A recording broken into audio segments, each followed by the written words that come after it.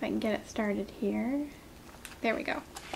And you just want to pull at an angle that's parallel to your stencil so that everything comes off.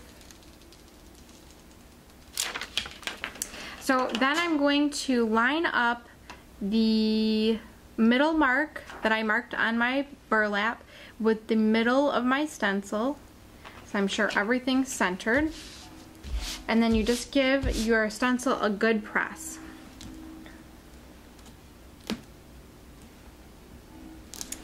And as you can imagine, after a few times of going down on the burlap,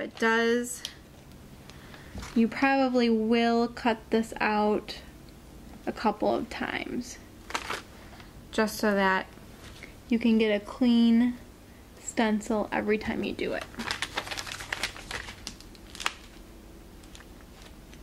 So what I'm doing now is I'm pulling off the centers of the letters, like the O has a center, the D has a center, and I'm putting them back onto the burlap so that when I put my paint down, I still have my letters complete. If you don't do this, your letters will be solid centers, and that's not good.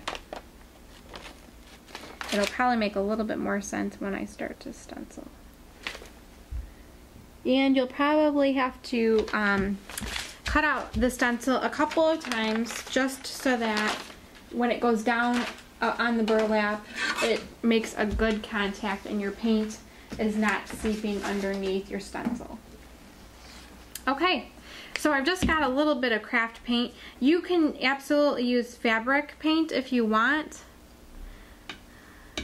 I'm just using craft paint today because I'm not assuming, although I could be wrong, that these are going to get dirty and...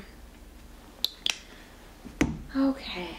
So, the other thing that you want to do is have a craft mat underneath your burlap or some kind of scrap paper or something, because the burlap is, it does have holes in it and the paint will go through onto your surface underneath. So I'm working with red, and that red that I picked up was a little too bright for me. So I'm just mixing it with a little bit of brown to dull down the color. Okay, so we're ready to stencil.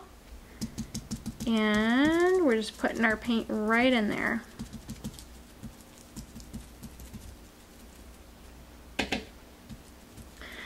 When you're doing this process, I would advise that you might want to cut out your stencil first on paper, just for sizing, to make sure that you have your letters are as big as as you want them to be. The Cricut stencil material is a really good price and it's a great product, but it just is, you know, why waste if you don't have to? So just use some paper first, cut it out, see what it looks like, see if it's what you want, and then go back and cut out your stencil on your stencil material.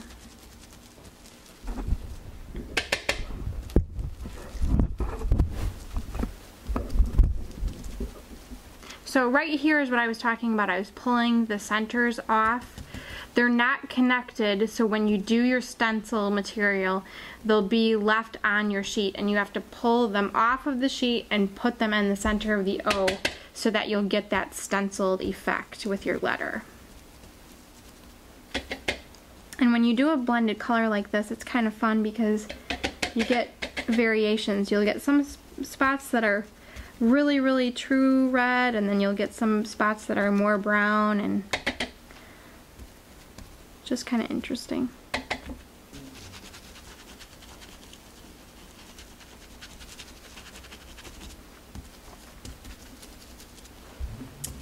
Okay. So I've got everything all stenciled in here. And let's peel this off and see what we have. Now if you make a mistake, you can certainly put your stencil back down, and you know, if you miss a letter or a word. So I'm just going to peel this back.